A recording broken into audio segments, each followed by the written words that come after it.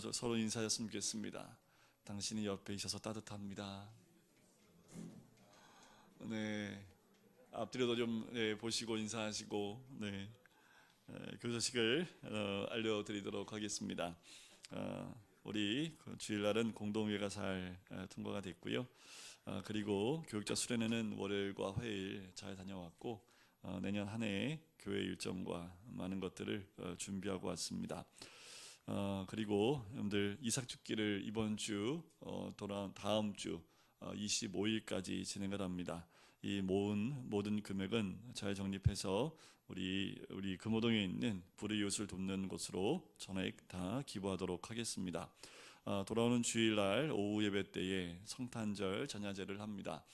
부서마다 또 한두 곡씩, 그리고 마지막 피날라도 열심히 준비를 하고 있는데요. 오늘 공동체마다 잘 준비하셔서 우리 어린 아기로 이 땅에 오신 예수님을 온전히 찬양하고 영광 돌리는 복된 시간이 되었으면 좋겠습니다. 성경 읽기가 이제 2주 남았습니다. 완도 가신 분들한테 드리기 위해서 선물을 진작에 골라놨고요. 여러분들 들리는 소문에 의하면 작년에 읽으신 숫자보다 반도 안 된다고 막 얘기를 하셔가지고 그래서 이번엔 숫자 금액을 좀 더블로 해서 나이신 분들한테는 더 큰 선물을 드려야 되겠다는 생각을 갑자기 확 생각이 나서 여러분들 이제 며칠 안 남았지만 여러분들 연말에 세상은 바쁘게 돌아가지만 우리는 성경 안에서 주님 만나는 시간들을 더 깊이 가지셨으면 좋겠습니다. 여러분들 우리 구역 편성을 위해서 함께 기도해 주셨으면 좋겠습니다. 오늘 말씀을 같이 보도록 할까요? 함께 나눌 말씀은 요한복음 10장 말씀입니다. 요한복음 10장 19절부터 42절까지 말씀인데요. 좀 길지만 우리 같이 읽도록 할까요? 요한복음 10장 19절부터 42절까지 말씀입니다. 우리 같이 읽겠습니다. 19절부터 같이 읽을까요? 이 말씀으로 말미암아 유대인 중에 다시 분쟁이 일어나니 그 중에 많은 사람이 말하되 그가 귀신 들려 미쳤거늘 어찌하여 그 말을 듣느냐 하며 어떤 사람은 말하되 이 말은 귀신 들린 자의 말이 아니라 귀신이 맹인의 눈을 뜨게 할 수 있느냐 하더라. 예루살렘의 수전절이 이르니 때는 겨울이라. 예수께서 성전한 솔로몬 행각에서 거니시니 유대인들이 애워싸고 이르되 당신이 언제까지나 우리 마음을 의혹하게 하려 하나이까. 그리스도이면 밝히 말씀하소서 하니 예수께서 대답하시되 내가 너희에게 말하였으되 믿지 아니하는도다. 내가 내 아버지의 이름으로 행하는 일들이 나를 증거하는 것이거늘 너희가 내 양이 아니므로 믿지 아니하는도다. 내 양은 내 음성을 들으며 나는 그들을 알며 그들은 나를 따르느니라. 내가 그들에게 영생을 주노니 영원히 멸망하지 아니할 것이요 또 그들을 내 손에서 빼앗을 자가 없느니라. 그들을 주신 내 아버지는 만물보다 크심에 아무도 아버지 손에서 빼앗을 수 없느니라. 나와 아버지는 하나이니라 하신대 유대인들이 다시 돌을 들어 치려 하거늘 예수께서 대답하시되 내가 아버지로 말미암아 여러 가지 선한 일로 너희에게 보였거늘 그 중에 어떤 일로 나를 돌로 치려 하느냐. 유대인들이 대답하되 선한 일로 말미암아 우리가 너를 돌로 치려는 것이 아니라 신성 모독으로 인함이니 내가 사람이 되어 자칭 하나님이라 함이로다. 예수께서 이르시되 너희 율법에 기록된 바 내가 너희를 신이라 하였노라 하지 아니하였느냐. 성경은 폐하지 못하나니 하나님의 말씀을 받은 사람들을 신이라 하셨거늘 하물며 아버지께서 거룩하게 하사 세상에 보내신 자가 나는 하나님의 아들이라 하는 것으로 너희가 어찌 신성 모독이라 하느냐. 만일 내가 내 아버지의 일을 행하지 아니하거든 나를 믿지 말려니와 내가 행하거든 나를 믿지 아니할지라도 그 일은 믿으라. 그러면 너희가 아버지께서 내 안에 계시고 내가 아버지 안에 있음을 깨달아 알리라 하시니 그들이 다시 예수를 잡고자 하였으나 그 손에서 벗어나 나가시니라.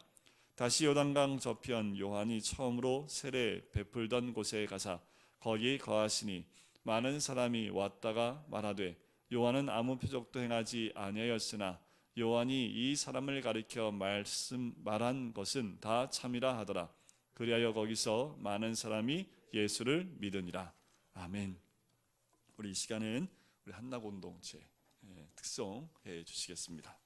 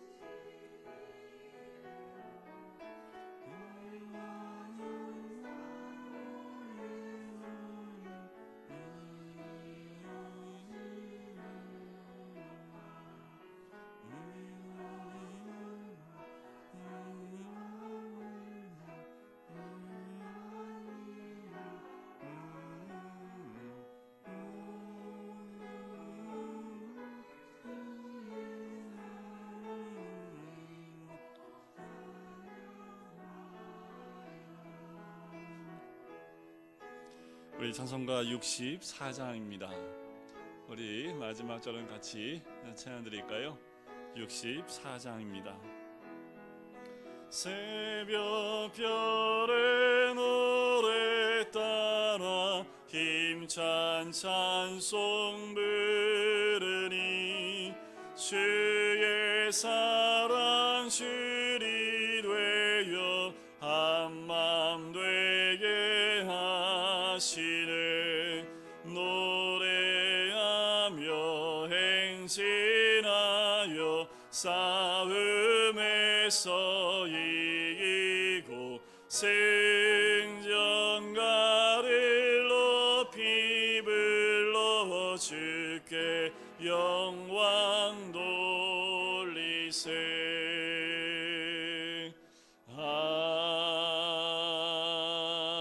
아멘. 아멘.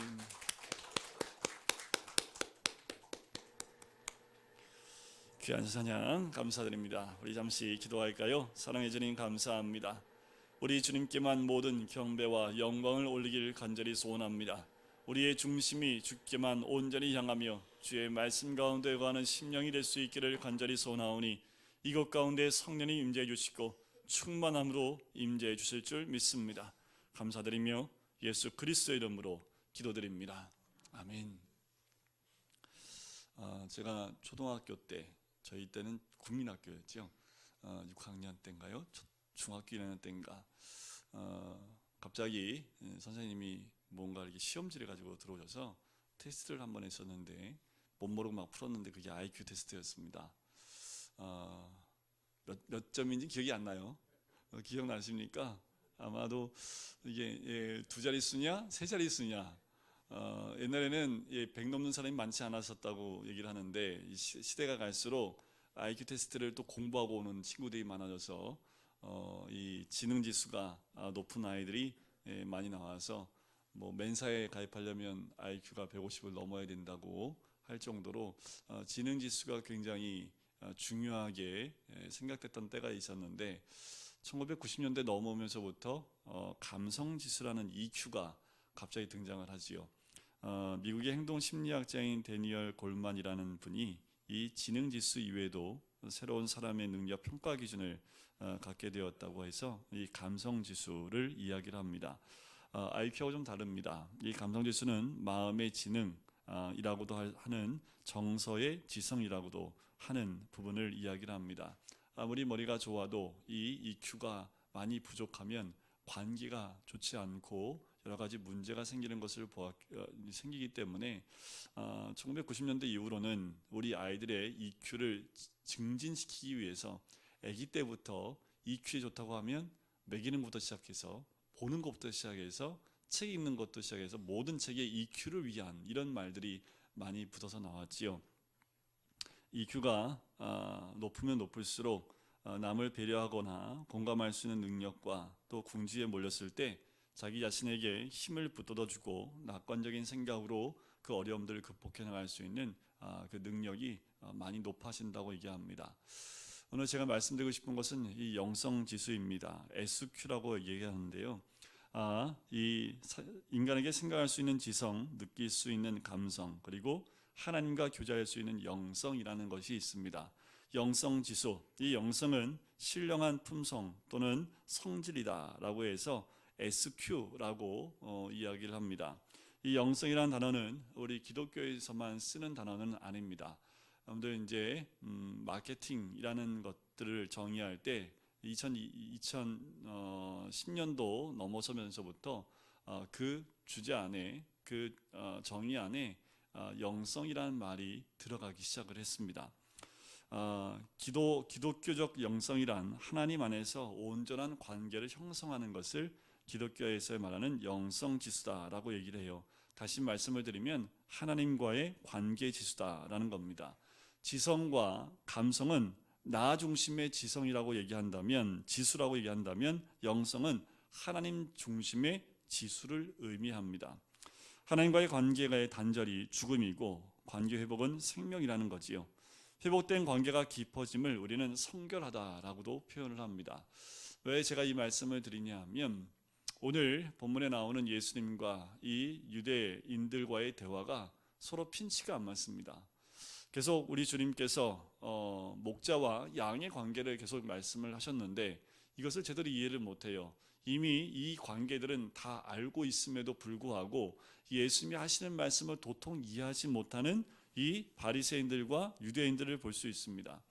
핀치가 맞지 않는 것, 우리 예수님은 계속 영적 부분을 터치하고 말씀하고 있는데 이들은 계속 지적인 것에만 집중하다 보니까 예수님의 말씀을 도대체 이해할 수 없는 겁니다. 이들이 말씀을 암송하고 있고 다 알고 있지만 그것을 하나님과 관계하여 풀어내는 그 영성지수가 너무 낮다 보니까 우리 예수님은 100% 그 모든 말씀을 하나님과의 관계로 풀어내고 있음에도 불구하고 이들은 도대체 이해할 수 없는 겁니다. 많은 말씀의 지식이 있음에도 불구하고 예수님과 소통을 이룰 수 없는 거지요. 왜 아이들이 부모하고 대화할 때 아이들도 가슴을 치고 부모도 가슴을 치지요. 그거는 세대 차이라고 보통 얘기를 해서 부모의 마음을 아프게 아이들이 합니다. 세대 차이가 나서 때로는 부모의 그 세대에 따라가는 것이 오히려 더 나을 때가 있고 때로는 자녀들의 세대에 따라가는 것이 때로는 나을 때도 있습니다. 그런데 서로 세대 차이로 인해서 바라보는 입장 차가 있고 또 생각하는 차이가 있어서 서로에 맞지 않는 부분들을 우리는 삶 속에서도 많이 경험하게 되지요. 그런데 오늘 본문에 나오는 예수님과 이 바리새인들과의 문제는 참 지금 우리가 느끼고 있는 그런 불편함이 아닙니다. 이들은 전적으로 하나님을 거부하고 있는 거지요.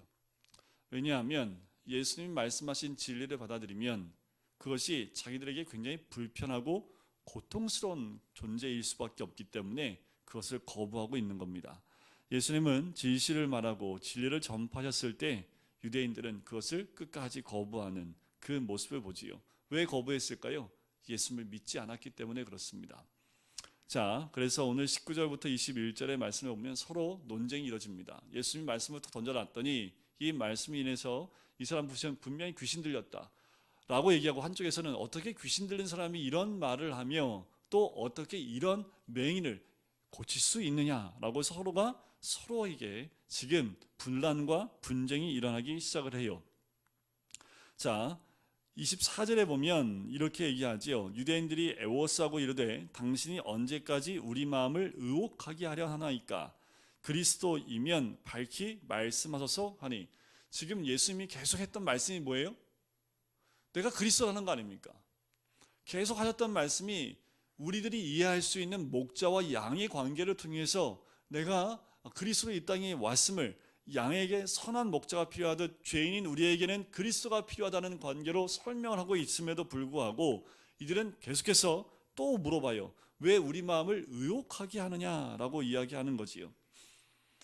예수는 과거나 현재나 똑같습니다. 문제는 뭐냐 하면 예수님이 과연 하나님이냐 아니면 인간이냐라는 그 문제를 가지고 지금도 믿지 않는 사람들은 예수를 하나님으로 인정하지 않는 거지요. 예수가 정말 인류의 메시아인가 아니면 그냥 한 청년으로 저 한 지역에 태어났다 죽임을 당한 사람인가 라는 논쟁이 이 유대인 시절부터 지금까지도 연결되어지고 있습니다. 최근에 나왔던 영화 가운데 예수는 역사다라는 그 영화가 있습니다. 그 영화에 보면 한 기자가 예수가 역사적인 사실, 역사인지 아닌지를 찾아가면서 역추적하면서 영화화했던 그 영화가 있습니다. 결론은 예수님은 살아계셨던 분이고 이 역사 가운데 실제로 존재했던 분이라는 것을 그 기자는 믿을 수밖에 없게 됩니다. 지금도 이런 주제를 가지고 사람들이 예수를 믿지 못하는 그 모습을 보고 또 믿지 못한다는 것은 하나님마저 거부한다는 것을 의미합니다. 왜 예수님은 사람들이 진리를 받아들이지 못하는지 그 이유에 대해서 세 가지로 오늘 본문에서 말씀을 합니다. 우리가 이 불신이나 또 이 세 가지에 우리 스스로도 빠져들지 않도록 하나님 주님의 말씀에 귀를 기울였으면 좋겠습니다. 자, 예수님은 사람들이 왜 진리를 받아들이지 못하는지 그 첫 번째를 25절에서 이야기합니다. 우리 25절을 같이 한번 읽어볼까요? 25절입니다. 시작. 예수께서 대답하시되 내가 너희에게 말하였으되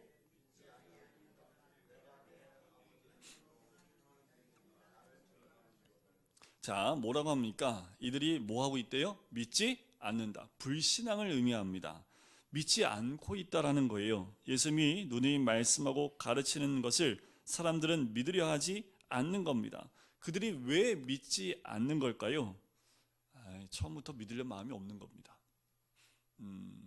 우리가 복음을 전하거나 말씀을 전할 때 보면 이 처음부터 아예 마음을 닫고 있는 사람에게 복음을 전하면 그 모습이 딱 아예 마음 닫고 있다라는 것을 알 수가 있지요.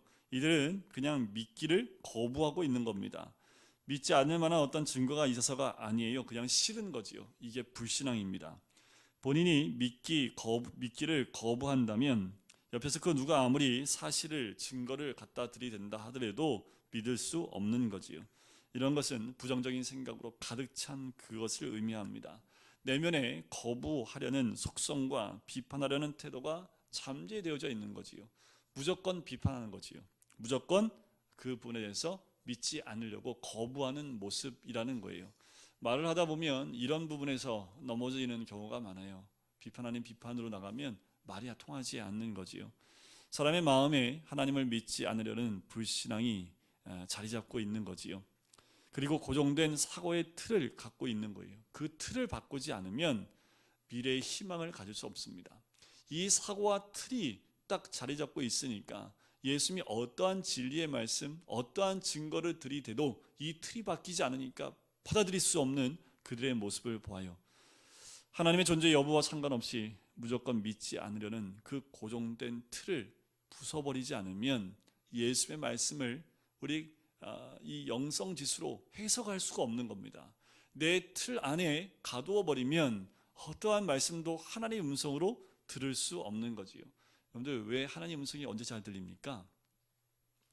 딱 무릎 꿇고 기도하면 다 들리면 좋겠는데 주로 잘 들릴 때가 보면 이 고난 가운데 있을 때, 내 마음이 낮아졌을 때, 어려움 가운데 있을 때 특별히 그때 무릎 꿇을 때 하나님의 음성이 잘 들리지요. 그때는 모든 거 다 내려놓은 상태 아닙니까? 우리의 틀이라는 것들을 다 내려놓은 상태가 되었을 때 주님의 음성 듣는 것을 경험하게 되는 거지요. 그 틀을 깨지 않거나 사고의 한계에서 못 벗어난다면 하나님 나라를 볼 수 없는 겁니다. 여러분들, 하나님의 나라를 볼 수 있는 것은 내가 생각하는 것 더 이상이지요. 사도 요한이 이 새벽마다 요한계시록을 묵상하고 있는데 사도 요한이 그 영적인 그 환경들을 보면서 자신의 생각과 모든 것이 다 부서져 버리는 것을 보아요. 놀라고 또 그 광경들 때문에 또 놀라는 사도 요한의 모습을 봅니다. 또 내가 보니 하늘이 열려 라는 그 고백들을 수도 없이 하고 있는 모습을 봐요. 여러분들, 우리가 행여나 불신앙 가운데, 틀 가운데 이제까지 갖고 있었던 틀이 있다면 이 틀 때문에 하나님의 음성을 제대로 듣지 못할 수 있습니다. 때로는 하나님이 이 틀을 깨뜨리기 위해서 우리에게 고난을 허락하실 수도 있는 거지요. 내가 내 아버지의 이름으로 행하는 일들이 나를 증거하는 것이거늘 이라고 25절 후반부에 얘기를 하지요. 또 26절에 보면 너희가 내 양이 아니므로 믿지 아니한다. 예수님은 자신이 하나님의 아들이라는 사실에 대한 많은 기적을 통해서 확신시켜 주셨습니다. 그럼에도 불구하고 믿지 않아요. 맹인이 눈을 뜨는 사건은 구약에 나타나지 않습니다. 맹인이 눈을 뜨는 그 사건은 이사야의 말씀 가운데 메시아의 그리스도의 특징 가운데 하나라고 지목하고 있습니다. 이런 특징들이 그들 앞에서 이루어졌음에도 불구하고 믿지 않는 거예요. 믿지 않는 게 아니라 아예 믿으려고 하지 않는 거지요. 마음속에 자리 잡고 있는 불신앙으로 인해서 자꾸 거부하고 있는 거예요. 여러분들, 이제 다음 주면 성탄절입니다. 기쁘세요? 이 성탄절을 기쁘면 영한 거고요. 성탄절이 무덤덤하면 올드한 거라고 그러더라고요. 그래서 저도 보면 이제 어느 순간부터 성탄절이 기대되고 막 성탄절.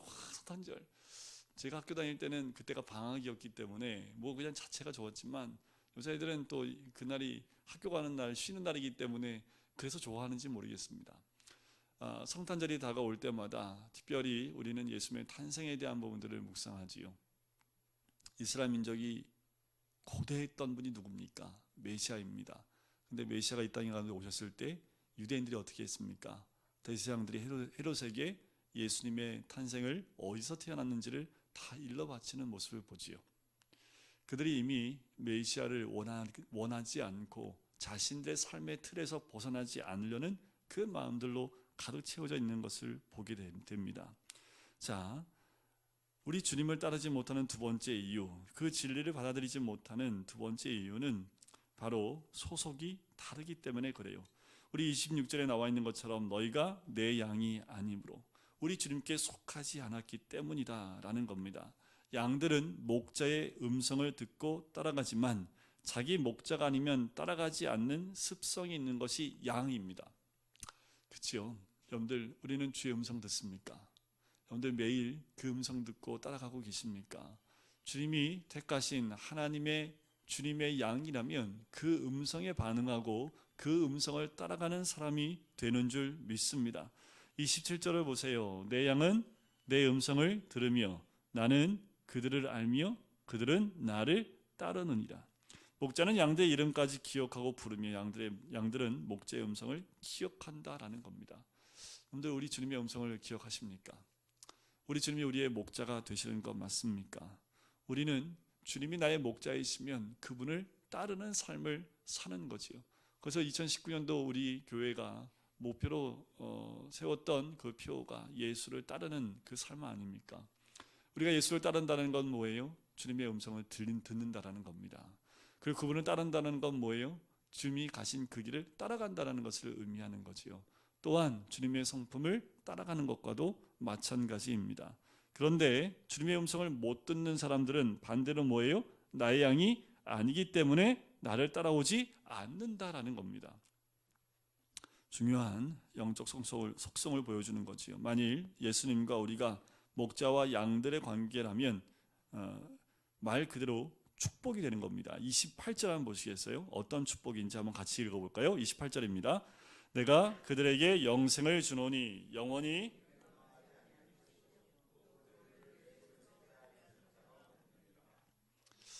세상에 여러 가지 축복이 있습니다. 여러분들 어떤 복 누리고 싶으십니까? 세상에서 좀 성공하고 또 많이 얻고 하는 것도 복 가운데 하나일 수 있습니다. 그런데 이 복은 영원하지 않지요. 이 순간이지요. 시간이 지나면 사라지는 것들, 그것을 우리는 복이라고 하지만 진정한 복은 영원한 것입니다. 사라지지 않는 거지요. 예수님이 우리에게 주시는 가장 큰 축복이 뭐라고 나와요? 영생입니다. 구원받았다라는 것은 영생을 얻었다라는 그 뜻이지요. 땅에서만 구원받는 게 아니라요, 죽은 후에도 영원까지 다시 사는 축복을 누리게 되는 것을 의미합니다. 여러분들 영생보다 더 가치 있는 게 뭐가 있겠습니까? 영생을 바라봐야 되지요. 영생을 소유한 자들이 부러울 게 뭐가 있을까요? 우리는 영생을 소유한 자이기 때문에 이 땅에서 부러울 것이 하나도 없는 사람인 줄 믿습니다. 무엇을 우리로 하여금 부럽게 만들 수 있습니까? 내 안에, 이 안에 뭐가 있어요? 영생을 소유하고 있는데, 이 빼앗기지 않는, 뺏을 수 없는 영생이 내 안에 있는데 내가 부러워할 것이 뭐가 있어요? 지상에서 얻을 수 있는 가장 큰 축복인 영생인데, 이 영생이란 뭐예요? 땅에서 시작해 하늘나라에서 영원으로 이어지는 생명을 말하는 것이 영생입니다. 그냥 영원히 사는 것이 아니라 주님과 함께하는 그 영원함이 우리들 가운데 영생으로 임하게 된다는 겁니다.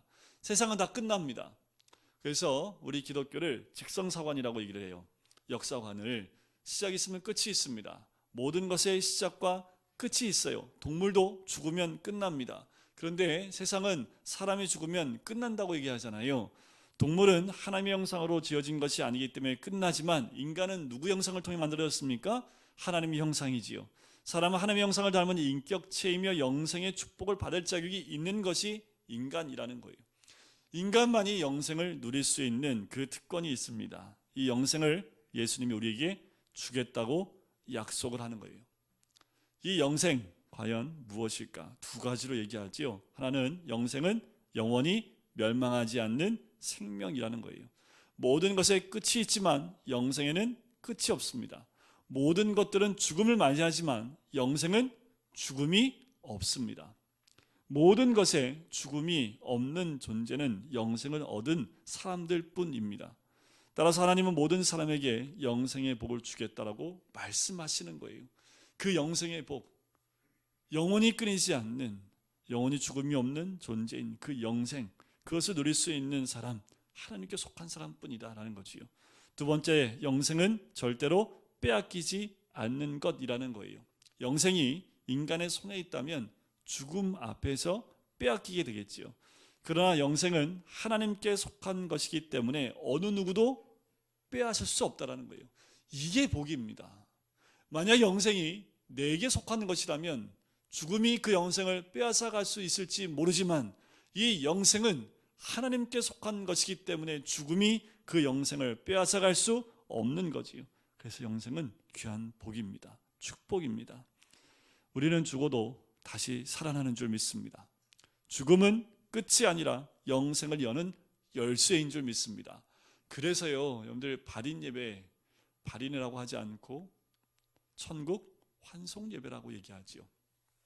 죽음은 끝이 아니라 영생으로 가는 길이 열리는 그 축복된 길이기 때문에 외국에서 헤어짐에 대한 아쉬움이 있을지 모르지만 그 헤어짐에 대한 아쉬움뿐만 아니라 그 어느 장례식에 가면 굉장히 기쁨의 찬양을 드리는 그런 장례식장도 있습니다. 왜요?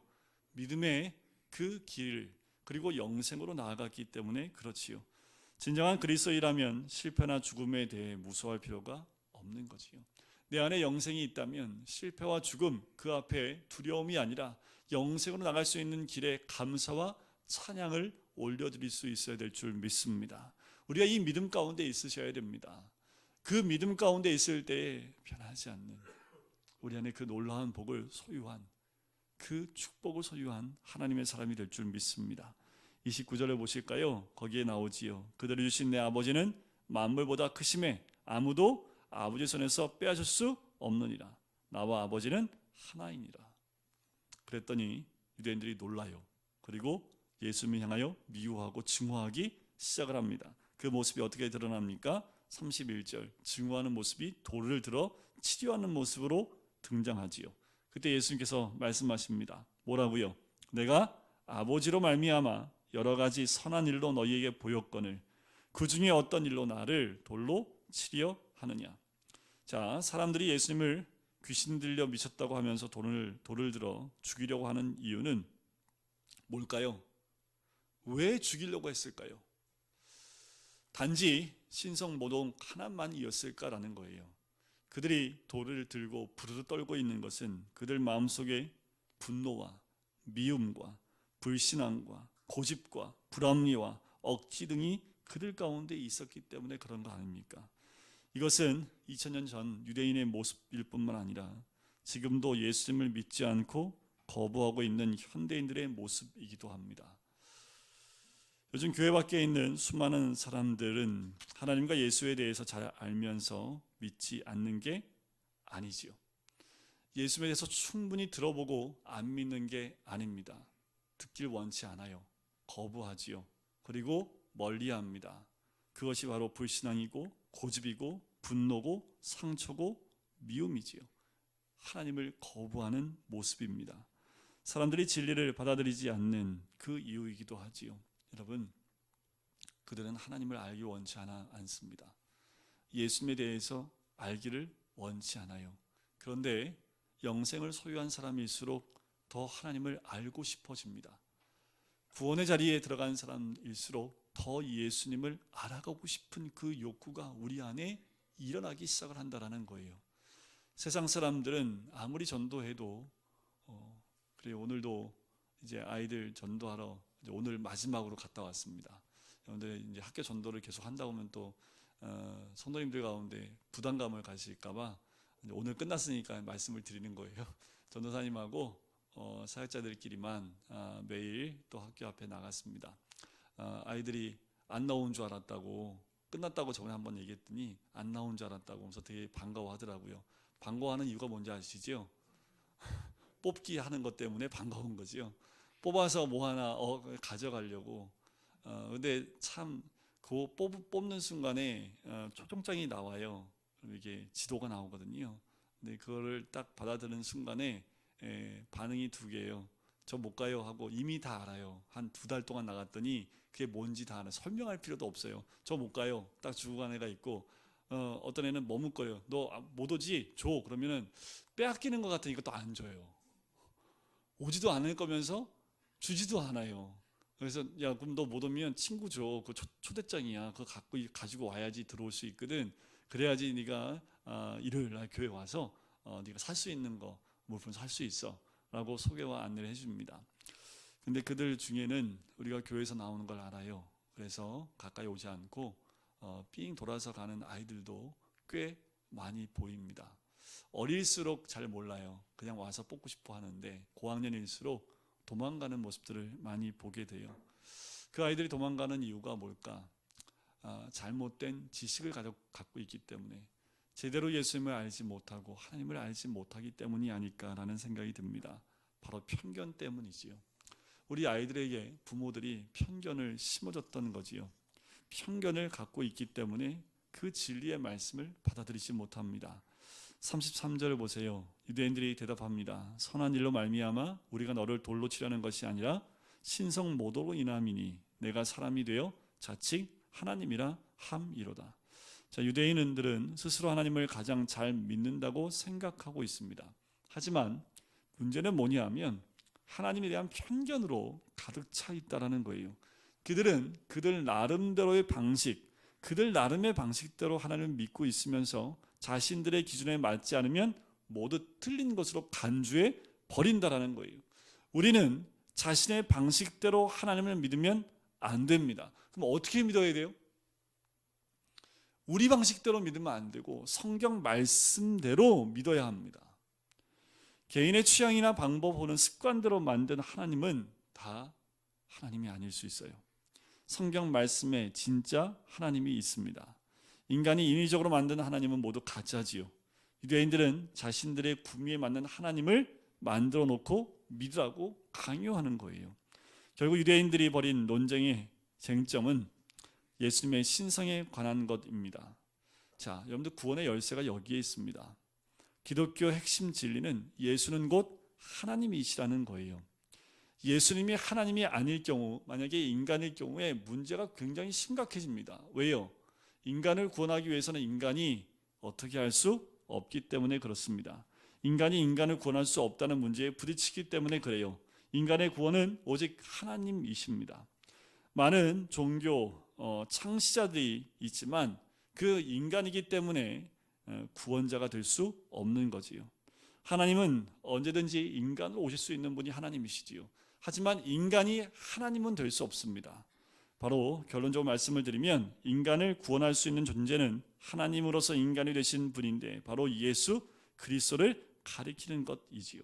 그분 안에 진정한 구원이 있음을, 그가 하나님이기 때문에, 예수 그리스도가 하나님으로 이 땅에 오셨기 때문에 그 영생의 복을 우리에게 줄 수 있다라는 겁니다. 그 복을 가지고 누리는 자, 이 비밀을 가지고 있는 자, 그 사람만이 이 땅 가운데서 진정한 복을 누릴 수 있는 사람이라는 겁니다. 꼭 기억하셔야 됩니다. 시간이 지나도 잊지 말아야 될 것은 예수 그리스도, 그분이 나의 메시아이며 구주이시고 그리스도이심을 우리 입술로 고백하며 사는 거예요. 다른 그 어떤 것이 내 마음과 중심을 흔들 때 또 고백을 해야 됩니다. 주는 그리스도시여 살아계신 하나님의 아들이십니다 라는 믿음의 고백을 통해서 내 마음을 빼앗아 가려는 모든 것에서 차단을 해야 되지요. 우리 너무도 쉽게 우리의 마음을 빼앗깁니다. 특별히 여러분들이 이 연말이 다가오면 왜 세상에 이렇게 많이 빼앗기는지 모르겠습니다. 청년들은 특별히 많이 빼앗기지요. 세상을 향해서 많이 가고 세상에서 뭔 놈의 이렇게 시상식을 많이 하는지 모르겠어요. 근데 뭐가 좋다고 시상식을 보기 위해서 TV 앞에 모여 있는지도 저는 이해가 안 가요. 남들 받는 시상식을 왜 이렇게 보려고 하시는지. 그만큼 세상은요, 우리가 진리 가운데 하나님 말씀 가운데 나가는 것을 방해하기 위해서 더 애를 쓰고 있는 것이 아닌가. 그것을 부러워할 필요도 없고 우리가 진리를 소유하고 영생이 있기 때문에 그 영생 안에 거하는 것이 더 큰 복이라는 것을 깨닫는 것, 그것이 더 큰 은혜인 줄 믿습니다. 그러면서 더 말씀하시는 우리 주님이 이르시되 34절부터 39절에 보면 다시 구약의 말씀을 가지고 와서 얘기합니다. 자, 34절에 보시면 이렇게 얘기하지요. 너희 율법에 기록된 바 내가 너희를 신이라 하였노라 하지 아니하였느냐. 누가 신입니까? 35절에 나오지요. 하나님의 말씀을 받은 사람들을 신이라 하셨거든. 예수님이 시편 말씀을 인용하고 있는 겁니다. 구약에서 하나님의 말씀을 받은 자를 신이라 하지 않았느냐. 하나님 말씀만 받아도 신이 되는데 내가 하나님의 아들이라고 말하는 것을 왜 믿지 못하느냐. 내 말을 못 믿겠거든 내가 행한 일을 믿으라. 그것은 확실하지 않느냐라는 그 말씀을 하고 있는 거예요. 너희 분명 말씀 가운데에도 하나님 말씀을 받은 자를 신이라고 얘기하고 있는데 하물며 내가 하나님 아니라고 말하는 것을 왜 믿지 못하냐는 거예요. 그렇다면 내가 행한 것을 보고 믿으라라고 이야기하는 거지요. 사람의 마음속에 있는 불신앙, 분노, 미움 등은 억제한다고 없어지는 것이 아닙니다. 이들 가운데 있는 이 모든 것들 근본적으로 뿌리채 뽑아야 없어지는 것들이지요. 대충 가지친다고 해서 이런 것들이 사라지지 않습니다. 여러분, 거듭난다는 건 뭡니까? 이 모든 것 가운데 뿌리를 완전히 없앴다는 뜻이에요. 거듭났다는 것은 이 땅에서 태어나는 것이 아니라 하나님으로부터 다시 태어났다는 것을 의미합니다. 그래서 이 땅에 뿌리를 두고 있는 그 모든 불신앙, 분노, 미움을 다 제거하고 하나님 주신 그 믿음 가운데 다시 세워졌음을 의미하는 겁니다. 사람이 변했다, 변화되어졌다라는 것은 자신의 옛사람을 뿌리채 뽑는 일을 의미하는 거지요. 뿌리를 그대로 두고 줄기만 끊으면 변화될 수 없는 거지요. 신앙생활의 태도를 보면 그 사람의 성격을 알 수 있습니다. 그러나 예수를 믿는 사람은 성격마저 변화되는 줄 믿습니다. 예수를 믿으면 내 안에 독버섯처럼 드러나고 있는 그 옛 습관들이 다 깨어지고 부서지고 변화되게 되는 줄 믿습니다. 우리 안에 영생에 대한 그 깊은 이해와 그 진리에 대한 믿음만 있다면 우리 안에는 늘 감사가 흘러넘칠 줄 믿습니다. 우리 안에 늘 찬양이 있을 줄 믿습니다. 늘 주변에 있는 사람들을 돕고 격려하는 변화된 성품으로 나타나게 될 줄 믿습니다. 성령의 9가지 열매가 우리의 삶 가운데 드러나게 될 줄 믿습니다. 그 시작점은 믿음 가운데 있습니다. 그 시작점은 진리를 받고 영생을 소유하는 것으로부터 시작이 되는 거지요. 우리 주님 안에 거할 때 우리는 우리 안에 진정한 참다운 복을 누리게 될 줄 믿습니다. 과거가 미래를 만드는 건 아닌데요, 우리에게는 하나님이 예비하신 복된 미래가 있는 줄 믿습니다. 이걸 믿으셔야 됩니다. 우리를 향한 하나님의 복된 미래가 있습니다. 현재에 국한되어 있는 내 현재에만 묶여있는 그 모습이 아니라 우리는 하나님 주실 미래를 바라보며 그 주실 축복과 그 은혜를 바라볼 수 있는 믿음이 있어야 된다는 거지요. 이랬으면 좋겠어요. 오늘 뭐 하나 타고 한 10년 후에 갔다 오면 얼마나 좋을까요? 그런 영화 많잖아요. 10년 후 아니면 100년 후에 우리가 어디에 있을지. 아마 100년 후면 우리가 다 어디가 있을까요? 어디가 어디 있어요? 하나님 앞에 가 있는 거지요. 하나님하고 그 하나님 안에서 천국 가운데 있는 모습 볼 거 아닙니까? 그리고 다시 돌아온다면 100년 후에 저의 모습은 어디예요?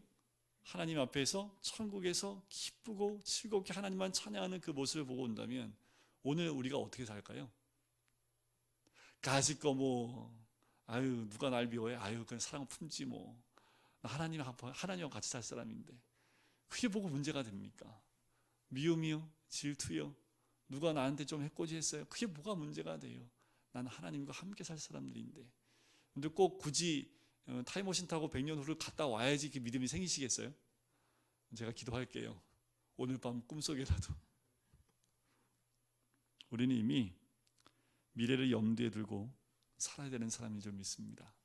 우리 미래는 이미 결정되어져 있습니다. 결정된 미래를 우리가 다 알고 있음에도 불구하고 왜 두려워하고 왜 의심하고 또 왜 그렇게 힘들어하는 마음을 갖고 있는지, 주님 안에서 감사하는 마음, 주님 안에서 소망을 갖고 희망을 갖고 살아야 될 이유가 여기 있어요. 나는 하나님의 사람이고 영생을 소유한 사람이라는 겁니다. 이것이 얼마나 큰 복인지 모르겠습니다. 그런데 그거 아세요? 이제 조그만 아이들, 이제 우리 민솔이 자고 있지만 저 민솔이한테는 누가 최고일까요? 대통령이 최고예요? 엄마 아빠가 최고예요? 좀 더 크면 대통령이 최고라고 얘기할지 모르겠지만 지금 저한테는 엄마 아빠가 최고예요. 저 등치 큰 놈이 아직도 엄마 아빠 가운데에서 잔다고 거기가 천국이라고, 엄마 아빠는 힘들어 죽겠는데 지는 거기가 천국이래요. 그래서 아빠 옆으로 밀면은 꼭 엄마 아빠 사이에 들어가야 된대요. 저 아이는 부모가 함께 있는 것 자체가 너무 좋은 거예요. 단칸방 그게 중요하지 않습니다. 공간 좁은 거 중요하지 않아요. 부모와 함께 있는 거 하나만으로 만족하는 저 어린아이의 모습, 우리가 그 모습이 되어야 되지 않을까요? 내가 있는 자리가 좀 힘들어요. 근데 하나님이 내 최고의 아버지세요. 나와 함께 있어요. 그럼 뭐가 문제가 되겠습니까? 하나님이 나와 지금 함께 계시고 그 주님, 영생을 주시는, 나한테서 빼앗아갈 수 없는, 그 하나님에서 빼앗아갈 수 없는 그 영생을 주시는 그 주님이 나의 아버지이신데 우리가 무엇 때문에 이 땅 가운데서 힘들어할까요? 힘든 건 단 한 가지입니다. 하나님이 내게 없을 때가 가장 힘든 거지요. 내 믿음이 약해질 때일지 않을까요?